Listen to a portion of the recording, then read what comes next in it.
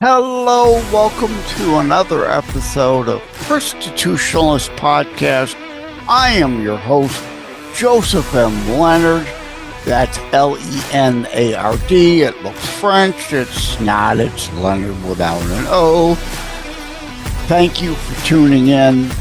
As Graham Norton used to say on his show, let's get on with the show. This special segment intro is for February specials. I'll be running 2 a week rather than 1 special a week on Wednesdays, Tuesdays, and Thursdays in February to get caught up on some of the interviews. And as Graham Norton currently says, he used to say, let's get on with the show. And I use that normally, but he uses now, and I'm going to borrow from him again. Let's get some guests on. Joining me today is Tommy Rhee, although there's an H in there, Tommyrhee. So Rhee, pronounced Rhee. And he is a shorts doctor. He'll help you look good in your running shorts. Oh, no, wait a minute. That's a sports doctor. One letter makes a difference, right? That's awesome. Yes. Hey, things are too serious. We got to keep a sense of humor, yes? Yo, that's good. That's good. You made my afternoon here. I love it. That's awesome. Like because there's so much difference between removing it or adding it. I love it. Yep. And of course, in post video versions, I will have your name at the bottom, as well as I'll ask you for your website at the end. We'll put that in the bottom too as the scroll, but we're not there yet. We're just getting started. So let's start with where were you born and raised? Where are you now? Significant places you may have been in between. How much time you spent in prison for what? Well, I guess I was born in Malaysia, city called Johor Bahru, right outside of Singapore, and Not to be confused with Star Wars Jar Jar Binks. no. We're laughing, people. These are jokes. And then and then of course my parents, my dad was a doctor, surgeon in the outskirts of Malaysia, and then he decided to come to the United States. So a couple years after that, we came to the United States. We first landed in Chicago, and in Chicago, my dad, because he was a surgeon then, he had his transfer license over and went through some schools, and then lo and behold, we're in Chicago for a couple years, and then ended up in Tampa, Florida. Tampa, Florida was pretty much raised, and in Tampa, I was introduced to everything from fishing and outdoor Yeah. life, And the winter weather is a and the whole lot winter weather. better. Yeah. I saw it. And then really sports. Sports got me involved with a lot of good events of like football, baseball, soccer. I loved it all. Loved anything that was outside and you're moving around. Loved it. Enjoyed that time. And so, knowing that I'm going to be in that world of sports, I just want to see where I can take that. And of course, I can't be a professional athlete. I'm not that tall. So then I see my dad's lifestyle. I see the No, dad's. you're not a basketball center. No, no. So then there I go. So then I'm thinking like, well, I can be like my dad, but be in a sports world, and that's how sports, sports medicine and then sports chiropractic came about. And then throughout that process, I developed a keen into the ability to like listen to patients or athletes and figure out what their issues are and work my kind of like that therapy and understanding about recovery, regeneration, and healing. And that's how I moved into this world of regenerative medicine. So it's kind of one of those tracks that you just kind of fall into and it just developed on its own. Well, and I think it's important. A lot of people think of it as somewhat frivolous or, those whiny, overpaid athletes, blah, blah, blah, blah. But we learn a lot out of medicine through sports and sports injuries that relate over to us normal people who don't play sports, yes? Yeah, absolutely. I mean, look at everything cutting edge that you are basically seeing. It's not the cutting edge of athletes. They're the ones that want the edge, right? They want the edge to play better, recover faster, and do everything that can, enhance their ability to perform. So that includes therapy. That includes any machine, any stem cell issue, anything that has that ability to get them back to normal. So yeah, absolutely. Athletes are the first to penetrate that world, and it trickles down to people like, weekend warriors and just everyday people. Yeah, exactly. And I was going to say something about sports, but now I've forgotten what it was. But indeed, I mean, we all usually, when we're younger, unfortunately, too many helicopter parents are keeping kids out of sports, and that can hurt their health because they're not active. That can be a problem in and of itself. Yes. Oh, absolutely. You know, I think the biggest learning tool that we had when I was growing up is your own mistakes. You have to go through your own mistakes, and then you have to solve your own issue. There's nothing worse than knowing that no matter what happens, I'll figure it out. But now these days, these kids right now, when they make a mistake, they're looking for the help. They're looking for someone to give them solutions, and then there's their helicopter mom giving them the help, and they think that as an adult, the government, though somebody's going to help them out. You've got to get down to the basics of learning the lessons of what really is applied to us when we were kids. Exactly. Yeah, you don't, life isn't fair, as they say. There isn't always going to be someone to help and bail you out like your parents do. Eventually, you're supposed to grow up, be an adult, and able to take care of yourself. But as you said, yeah, too many get this mindset. Oh, Uncle Sam will be mommy and daddy. Yeah, don't mean to go down that road a long way, but I'm glad you brought that up. And I remember what it was. I've had health weeks on, and I've had various health people on for this, that, the other thing, on and off, before and after that. But I didn't have anyone directly in sports medicine, which is why I was anxious to be able to talk to you and indeed relate as we already have.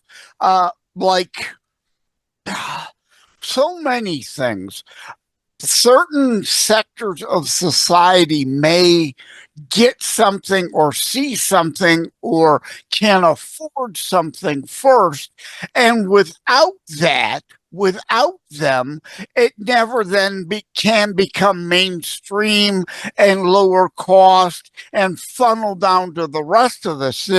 To be political again, they eat the rich mentality. Well, if not for them affording some of this stuff, it never comes into being at all to then eventually become less expensive and funnel down to us. Reasonable statement?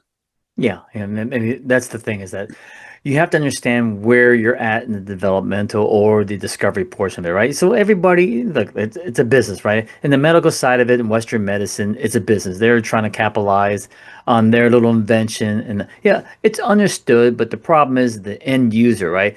They're the ones that get hurt, right? Because they can't afford it, or they're missing out on this new drug or new technique that can help them. But again, it's not really like coupled with what the insurance. You have to think about what the insurance is going to like, to pay for it. So if it's out of their scope, meaning that's too experimental, but we know it works, they won't pay for it until they find out at the very end. It goes, wow, you can make money on the insurance side and save money on the insurance side. So they say, okay, win-win, let's do it. So it takes a time for that type of like evolution to get involved with that kind of like savings down to the last person. But the neat thing about like really discovering things and understanding where this technology is going with regenerative medicine, stem cell therapy, if you really understand the signaling, and then now you're trying to find out there's got to be something else that you can signal from, like stem cell therapy, which is a very expensive procedure, right? Then you do what I have is a topical, but then you start thinking about, oh, there's got to be more information that I can get that can do the same thing as these human tissue type of like information or signals. Then you start thinking about, okay, how can I do that? And then the discoveries of like plant-based. Plant-based is what's going to be the next wave. And the neat thing about plant-based, the cost is so much more inexpensive. and it goes right to the consumer. No more middleman of the doctor. It goes right to the patient. So you can buy it online. Say this will do instead of masking the pain. It'll go to the source, heal the pain. So then it reduces the pain. Yeah, that another good example I thought of was like surgical advancements, Tommy John surgery, all kinds of surgeries that help athletes that these sports entertainment industries generate a lot of money. So there's a lot of money to be able for these people to afford them in the experimental stage. They become perfected and more mainstream, but without that phase, it's not likely to ever trickle down to everyone else. And I'm with you on like we're returning to homeopathic a little bit more, recognizing more of the natural stuff. Now, honey, I always talk antibacterial and antiviral properties. Well, there aren't enough bees making enough honey for everyone to have a jar of honey a day, right? So, yeah, some other alternatives sometimes might be needed, an antiviral drug, or antibiotics for antibacterial, but if you can manage to indeed afford it, honey on a daily basis is one of those homeopathic, antiviral, antibacterial maintenance things we could do. I think the big thing with like when you talk about honey, like real natural honey, my first thought is that when you think about like people that have allergies, if you've got an allergy, right? One of the biggest thing, yeah, there you go. One of the biggest things that combat that allergy reaction is honey because honey has that ingredient. Like for instance, if you're we got pollen season, right? The pollen is what honeys are made from, right? So, but here's the thing about honey. I don't know the actual like I'm not an expert when it comes to that kind of world, but I just know that if you get a honey from your geographic area that you may have like some type of allergic reaction to some type of pollen, the honey will combat that allergic reaction where you are now like not attacking it. It's not gonna be like one of those histamine reactions, and it calms things down. So now you're more likely to not have that allergic or the sensitivity to that pollen because your body's built that antibodies. So it's kind of Yeah, interesting of that. or at least as bad a reaction. It Yes. can help mitigate it. Yeah, I pointed at myself. I have all kinds of allergies to outdoor.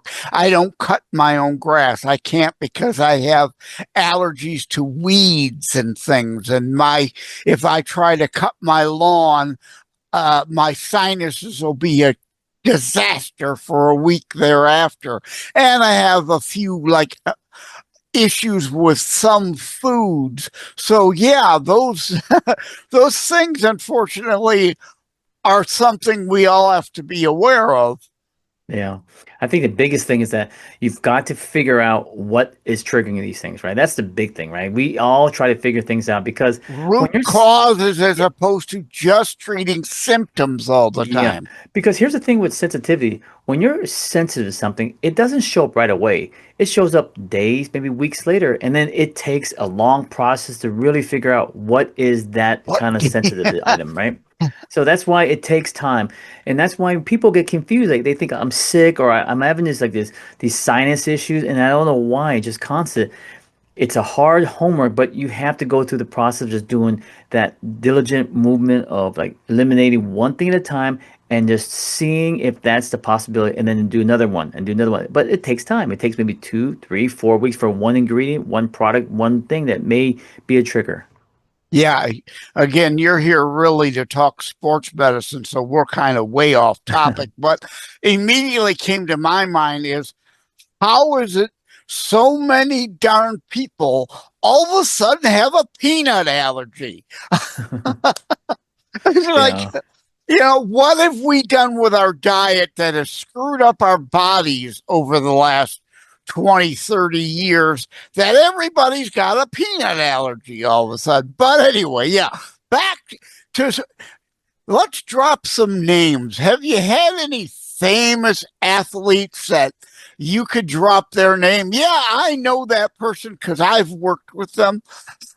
Well, I mean, Or do you have NDAs and you can't disclose? I mean, I mean, I've been in the NFL world. I was the doctor at UCLA, so there's athletes during that time, and there's let's say 2000 and 2005 to 2008, I was at UCLA. So we're talking about all the sports, and then when you look at the Buccaneers, I was with them as their team doctor of 2015, 2018, and then I was with WWE at 2014, and then I was with an athlete. I can mention his name. He was an Olympian, Walter Dix. He was a fantastic 100, 200 runner, silver medal in the world championship, and worked on Which is him. timely because we're recording today. Behind the scenes is Wednesday, February 11th, and the Winter Olympics are on. So that's a timely reference. Yeah. So, I mean, as far as like names, I mean,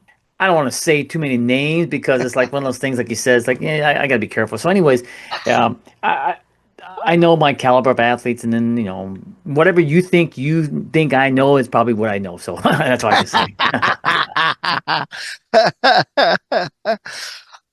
So you already kind of said your youth and the direction you had when you were young kind of laid out why. Do you think if you'd had a different upbringing, sports medicine would have still been your thing?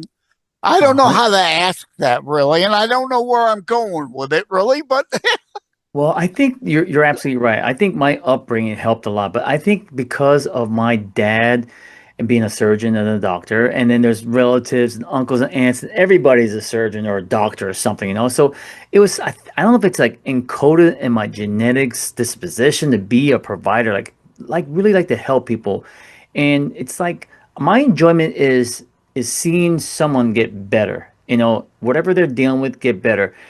And if you're truthful with yourself and to that patient, and with knowledge and just what you think it is based on your how would you say, like, knowing the mechanism of everything that is the problem and understanding the systemic around that problem, and kind of coupling it all together and getting a good solution, that's very promising for my satisfaction. I think the biggest thing about being in the sports, being raised not so much in sports. I was like a wild child, so that I had no other choice but be kicked out of the house and become like that physical person. But I know that it's meant to be. It's like something that it was like like you get a dog that loves to like please their owner, right? That's the same thing with me with helping people. It's just something that I enjoy. It's nothing better than having an athlete come to my office and say, I've got knee problem. And then it's concerning because they're a professional athlete, or there could be like collegiate athlete, but they want to perform. You get them back on the field and they perform 100% and they succeed. They do well, and then that reflects on your ability in treatment. So that's where I get my enjoyment. So it's a neat two-way street here. So yeah. Excuse me, pardon me. No cough button here. I don't have a fancy studio. I'm doing this out of my living room. So, but you mentioned the Buccaneers fairly recently. So, the difference between attitudes then, 20, 30, especially 40 years ago, especially in the NFL, suck it up, buttercup, get back out there, right? Versus today, we care. In part, we care more about the person, and in part, it's a business decision. And because I got $20 million invested in you, I can't have you on injured reserve forever. So we need to handle the little things as we can, so it don't become a bigger, more serious thing. The difference between 20 years ago as opposed to 40 years ago in sports medicine, you've seen that. yeah, man. I see that, like, I see both sides of that. Here's the funny thing. You're absolutely right. It's a team. It's a professional business, and their business is to win games. And you look at these athletes, and they're getting paid well, but they're a number. They're just a number. They don't have a human aspect of it. If they don't perform and they're not on the field, well, it's the next person up. And the worst thing about it, these NFL players, they don't have guaranteed contracts. Most of their contracts is based on performance. So it's like I'm forced to go on the field because I won't get that special bonus, that big money that they want. Now, it's a tricky slope because you want to have the athlete out there, but you see the athlete have an injury that might be a season or a career-ending injury, but you need him on the field. It could be one of those games that it's a win or lose situation to go to playoffs. Well, what do you tell the athlete? You're going to tell him the Yeah. truth, or you're going to tell him a little white lie. Like, oh, you're okay, it's fine. And then he takes a hit, and there goes his knee, and there goes his career. So it's what you see in the past about like suck it up, Buttercup, and now it still applies, but it's kind of like dressed up in a different way. It's dressed up like, in incentives, and you put it to the athlete goes, well, you can be out, but the agent or someone's going to address it to him goes, you might not get that money that you really want. Goes, okay, I'm Right. gonna go out there, and then all of a sudden Yeah. they go in harm's way. So it's a fine line. It's an ugly business, but it's for just pure enjoyment as far as the fan Yeah. base. They don't see the dirty side of this whole world. Yeah, and every injury isn't equal. Not all things are equal. A stubbed toe is not the same as a sprained ankle. It's the same as a fractured fibula or whatever, right? Some injury, yeah, tape it up, get back out there. It's acceptable to do that, but I think the biggest thing most will see now in the differences is the random off-field official calling down hockey, football, especially concussion protocol. Wait a minute, no. Send that guy to the tent. Comes a call from the stands. That didn't exist 10 years ago. Yeah. You know, there's a lot of sad outcomes that come out of these athletes that retire. You can see them. You can see them going through their problems. Like you got Brett Favre that's going through something right now, and then you see the other athletes that sadly to say, but they committed suicide because of their fight against this sort of this CTE stuff. So it has its concern, but then the ultimate thing is that it becomes like what's more important at the time? Is it money or worrying about the future of the CT? So it's a catch 22. It's sad to say. I mean, it's very complicating. Everybody's concerned about the human being as far as the athlete, but when you ask somebody that really cares about something, it's about the team. It's about winning the Super Bowl. It's about going into the championship world. You sacrifice for the team. You go. Nobody sees what happens when the curtains are closed and then they're in their retirement. They don't want to see that stuff. They just want to remember them in their highlights and see, oh, I remember that guy. They don't want to see things of what I see when they retire. So there is that component of it. It's tough. But here's the thing. They're trying to address it. Are they doing it correctly? I don't know. They're doing the best Only they can. time will tell, Only yes. time, it's just unique in its world. It's just it's hard for me to comment on that because it's such a new type of like foresight into the future of this CTE and making sure that they can, clear the protocol before they return back on the field. It's a lot of variables there. So I see the concern, and you don't want to have these retired guys that are all of a sudden going through that little, that CTE syndrome and then showing up on games, and it reminds the existing players that could be me in a couple of years, and then that's why it's like they try to hide these guys and behind the curtain so they don't see active players, and it reminds the active players, hey, you might be this guy if you don't watch yourself. So it's Yeah. an awful it's an awful And confusing time. equipment improvements come along too, but still, I mean, they are more shock resistant helmets now, but still, there's the head on the one hand seems pretty darn resilient, but on the one hand, but on the other hand, the brain is somewhat fragile. So again, it's that uh, Yeah. balance issue. What we're trying to do the best to protect you, but there's no such thing as putting a bubble around you. This is football. No. And here's the thing. Okay, so you hear a lot of people complaining about the rules of the NFL are changing for the safety. When you start changing that, you change the dynamic of the game. Now you really are like putting themselves into a all offense and only a defense game because then you can't touch a quarterback. You Like the can't do, kickoff rules yeah, changed. yeah. So you're changing the feel of the NFL.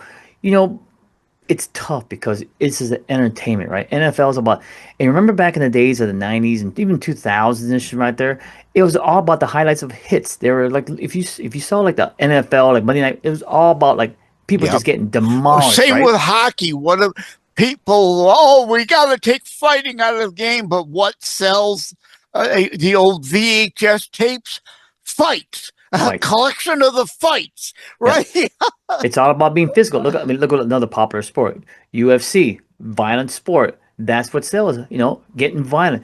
And then the NFL, I know what they're trying to do. They're trying to tailor to everybody, but they may like start losing the edge of what really the NFL's theme. It's about winning, but the violence to have that win occur. So that's a tough thing, If you just think about all the way back in the Roman days with the gladiator sports, I mean, that was not just hurting; they were Yeah. dying out there, and that was part of the sport, last one standing. So we're Yeah. definitely evolving. Well, you gotta be understanding that this is entertainment. I mean, I can appreciate the flag football league for what it is, but if you turn the NFL into the flag football league, I'm out.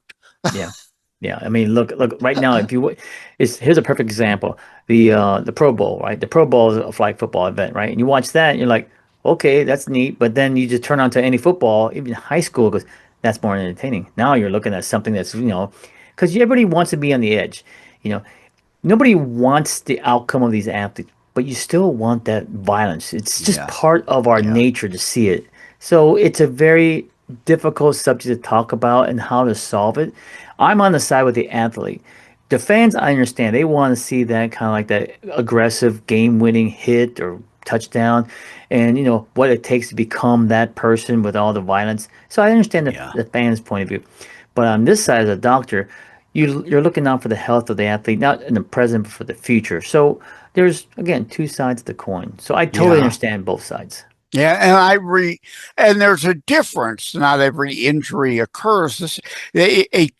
Someone injured by a cheap shot, that's a whole other thing as opposed to someone accidentally somehow got hurt. And especially like uh, all these antics with they're trying to take celebrations out or they're allowing more of them in. But if someone's doing a black backflip and they wind up hurting themselves, well, it's like, well, you brought that on yourself as opposed to an ink. Because I mean, I remember the Theismann leg shatter live on TV. So yeah, we want to reduce chances of injury, but there will always be chance of injury. But do you know that hit, Joe Theismann, of course, Lawrence Taylor gave him the hit, right? They replayed that so many times. That was part of the NFL's commercial at one time. It was something to brag about. So it's like, NBC Sports, remember agony of defeat? I was saying to someone just the other day, Lindsey Vaughn will be now the new ABC agony of defeat, right? oh my Had to gosh, be yeah. helicoptered off. But yeah, exactly. It's these traumatic scenes that garner the attention. You know, when I so when I was with the Bucks and you travel to, either a foreign team, right? You're at either the Philadelphia World or the San Francisco or somewhere. It's like a Roman Coliseum. It feels like that. You feel the heartbeat of the fans underneath the bleachers and stuff like that. You feel that throbbing. It really gets you going. Yeah, I mean, if you really want to know what it feels like, just watch Gladiator. That scene of them approaching, they're underneath and they're about to come out and they're approaching the gate and they're waiting at the gate. Same feeling, same nervousness, same anxiety. And then the minute that they release, it just feels like that. The crowd roars, people run out there, and then all mayhem starts then. So it's just like that. And people love that violence. And they, of course, they Oh, don't, they don't want it to happen to an individual, but in general, look, human beings, they thrive on that stuff. Why do you yeah. slow down to see a car accident? Why do you, the whole Yeah. same thing? It's just for humans. Yeah. And And that you, same thing as you were saying, the gliding, the anxiousness of when you get out. And that's the other thing. Injuries are somewhat disguised by the adrenaline flowing at oh, times. You don't realize an injury is as bad. You're not feeling it as bad because of all that adrenaline pumping. yeah, yeah. It's such a unique world to be in, to see the inner workings of that type of company, the NFL. And so the big thing that I would like to portray for my side is when it comes to athletes, you want the best for them. And the best for them is understanding that, they're athletes. They want to go out there and perform. They want to make an earning and they want the best, longest contracts and career. And if that has to be sat down for a little bit, the team has to work with them. The team has to understand that. It's tough because we live season by season, right? I mean, that's all it is. So they don't care about next year. They want to do this year because look at a lot of facts here. So you see these head coaches getting fired right away. You Yeah. see like just, general managers, everybody. I mean, it's just basically There one is season. no team No. after so many failing seasons. The fans dry up. There's no money coming in. Changes will wholesale be made, or the team gets sold off and sent somewhere else. So yeah, there's that pressure for the now. It's got to be now. Everything about the now.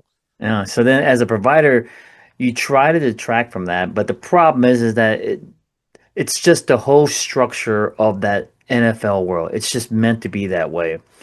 And you see it and you identify that, and your job is just do your best you can. Just do your best by helping out that athlete and understanding what his wants and needs are. Before we go, I want to say, for the benefit of the 25 plus audio channels and the transcript, I see over your right shoulder, the left part of the screen, the Regen, the RHEEG in a special font, EN. I like that play on the word there with your name, Regen. Is that indeed, time has flown, so we're going to wrap it up. Is that indeed the website, regen? Yes, yes, It is. yeah, yeah, RHEEGEN.com.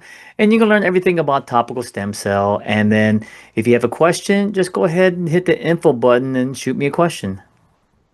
Sounds good. Thank you, Tommy Rhee, RHEE.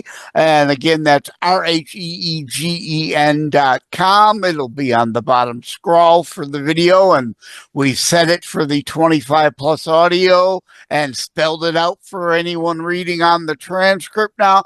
Thanks for stopping by. It was an exciting discussion. All right, man. This was a good one right here. I liked it. Like and subscribe to Constitutionalist Politics Podcast and share episodes. We need your help. Thank you for having tuned into another Constitutionalist Podcast show. I really appreciate that you stopped by. Again, please like, share, subscribe. We need you to help spread the Constitutionalist movement. Thank you again. Take care. God bless. Love you all.